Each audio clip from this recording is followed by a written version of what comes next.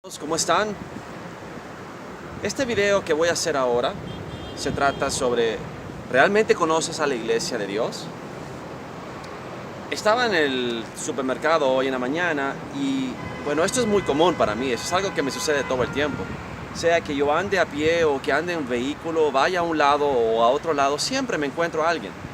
Porque yo tengo una plataforma que me expone mucho a la gente y me he convertido en una persona muy famosa. No porque yo lo quiera, no me interesa.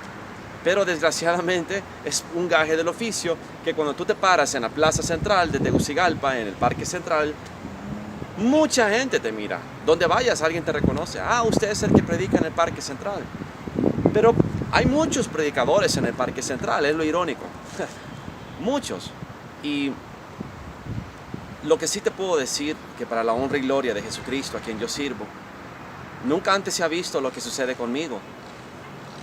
Conmigo se miran personas venir a Cristo, conmigo se miran personas caer por el poder del Espíritu, conmigo los demonios salen y se miran multitudes. O sea, yo he llegado a tener hasta 500 personas escuchándome y normalmente vas a ver 50, 100, hasta 200 personas, pero el año pasado hubo un tiempo que yo reunía a muchas personas, 350, 500 personas, hasta 600.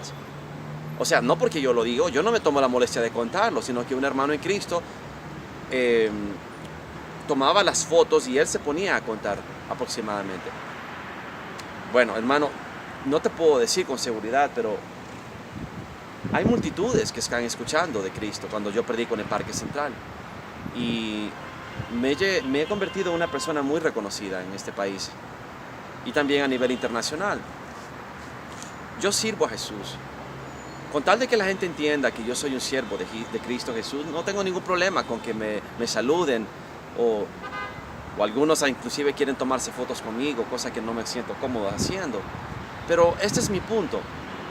Hoy en el supermercado me encontré a una persona más que me reconoció y me dijo, ah, usted es el que predica en el Parque Central y mucho gusto, me llamo tal, me dio su nombre. Pero el nombre de esta persona era un nombre muy bíblico, entonces yo le dije, ah, bonito nombre te pusieron.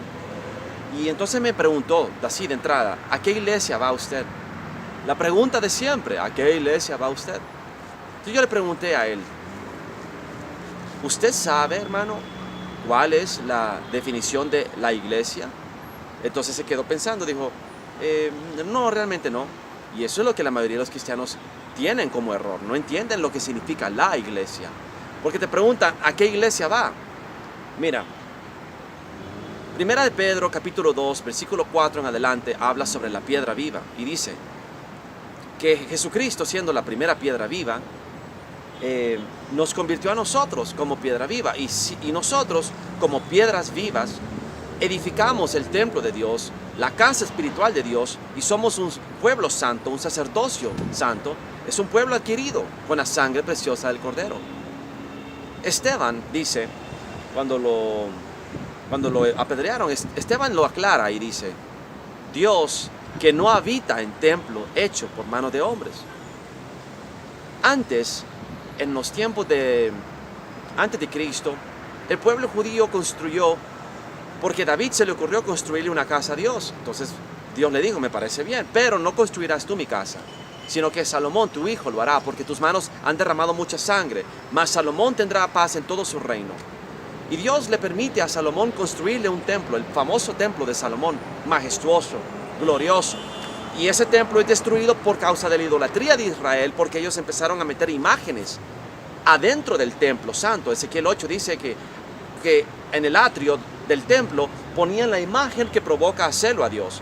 Y Dios aborrecía ídolos e imágenes. Y los israelitas estaban obligando a Dios a tener comunión en su templo con un demonio, con un ídolo pagano de Ashera. Y en la ley dice, no pondrás imagen tallada de Ashera junto al altar, porque era una tendencia que el pueblo de Israel tenía, y Dios ya lo había puesto en su ley, que no lo hicieran, y sin embargo lo hicieron.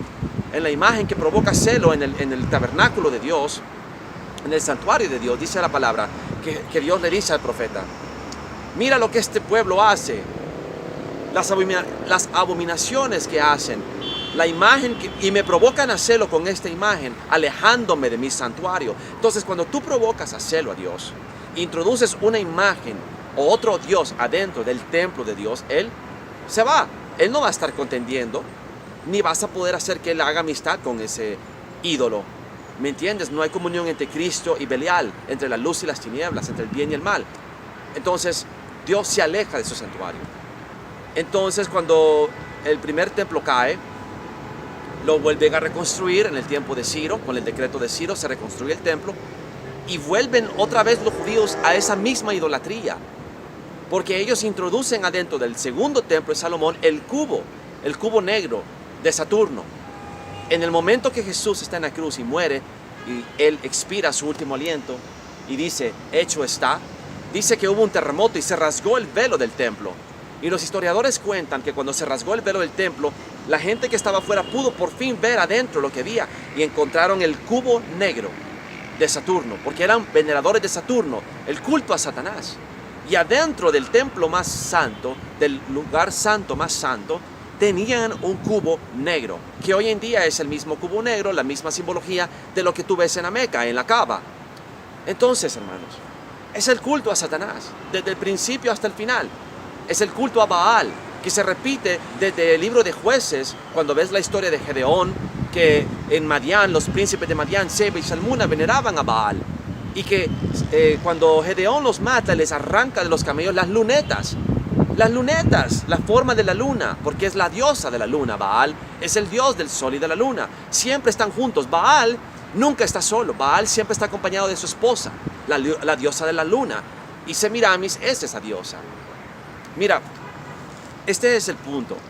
Tienes que entender cuál es la iglesia, porque dice Pablo en 1 Corintios capítulo 3, tú lo puedes leer, dice, ¿acaso no entendéis que nosotros somos el templo de Dios y que el Espíritu de Dios mora en vosotros? Ese es el templo de Dios, nosotros, la iglesia. Pero la iglesia está compuesta de piedras vivas, que es cada uno de nosotros, que nace de nuevo en el Espíritu y se convierte en una piedra viva. Y Juan el Bautista lo profetizó, porque cuando él dice, no digáis dentro de vuestros corazones, hijos de Abraham somos, porque he aquí os digo, que Dios es capaz de levantar de estas piedras un pueblo para Abraham. Nosotros somos ese pueblo. Nosotros somos esas piedras que estando muertas nos convertimos en piedras vivas. ¿Me entiendes ahora? Cuando resucitamos en el Espíritu con Cristo, cuando somos convertidos en el templo de Dios, el cuerpo de Cristo. Ya no es templo hecho con manos. Ya no es templo de piedras, ni de concreto, ni de hierro, ni de madera. Es un templo, este templo, el templo glorioso de Dios, construido con las manos de Dios. Ahora, hermano, la iglesia es un pueblo, es un sacerdocio, es una nación, es un pueblo que está en medio de los pueblos. No es una estructura.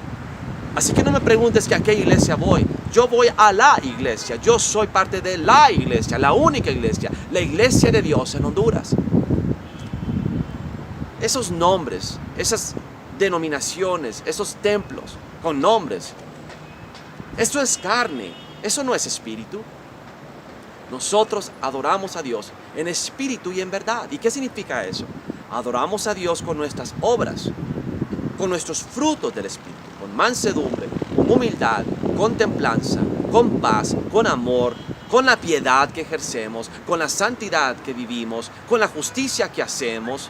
¿Estás entendiendo? Ya no es con panderos y con trompetas y con danzas y con música rock. Ya no es con carne. Es con frutos del Espíritu, con el Espíritu. Ya no es como antes. Dios busca verdaderos adoradores en espíritu y en verdad, porque caminan conforme a la verdad de Cristo, siempre hablando la verdad y siempre en la verdad, que es Jesús, no la falsedad de las religiones.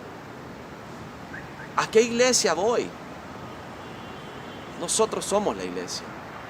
Donde 2 o más estén reunidos en mi nombre, ahí estaré yo presente. Cada vez que voy al Parque Central a predicar y hay 2 o 3 hermanos, o 200 o 300 hermanos, ahí está la iglesia. Cuando yo voy en un bus a una ciudad y al lado mío se sienta una mujer y empezamos a hablar de Jesús y de la palabra, ahí está la iglesia. Si voy en un avión a cualquier país y al lado de mí hay 1 o 2 personas hablando de la palabra, ahí está la iglesia. Y tú reconoces a la iglesia inmediatamente. Nosotros somos la iglesia, el pueblo de Dios adquirido con la sangre de Cristo Jesús, comprado con la sangre, redimido, resucitado en Cristo y glorificado en Él. Ay, ay, ay, ay, ay. Explicarle esto una y otra vez a los cristianos. Yo le dije algo a este muchacho. Le dije, ¿usted piensa que la definición de cristiano es compatible con los cristianos de hoy en día? ¿Usted cree que los cristianos de hoy en día merecen llevar el nombre de Cristo? ¿Son parecidos a Cristo? Nada que ver con Cristo. Ellos han inventado su propio sistema cómodo y por eso me rechazan. Por eso tú vas a ver hombres que se acercan a mí y se dan la vuelta cuando se dan cuenta que yo no pertenezco a esa estructura teológica, a esa estructura de la metafísica de ellos, en la cual ellos tienen una cabeza, y quién es tu cabeza, y tu cabeza, ¿a quién le rinde cuentas? Yo le rindo cuentas a mi Padre. Mi cabeza es Cristo y la cobertura que tengo es del Espíritu, no de hombres, conforme a lo que dice Isaías 30. Hermanos, no te confundas.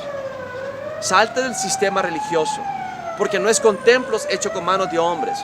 No te conviertas en exactamente lo mismo que hacían los israelitas antes, que llegaban al templo y decían, este es el templo del Señor, el templo del Señor, el templo del Señor. Y Dios les dice, no se engañen diciendo que este es el templo del Señor, porque si ustedes no mejoran sus caminos, yo los sacaré de esta tierra que les he prometido. Este es el templo que tienes que cuidar. Este es el templo que tienes que construir y santificar. ¿Entiendes ahora? El cuerpo de Cristo somos nosotros. El templo de Dios somos nosotros. Y el Espíritu de Dios mora en nosotros. Y por eso no va a haber un tercer templo. No van a construir el tercer templo que tanto hablan antes de la venida de Cristo.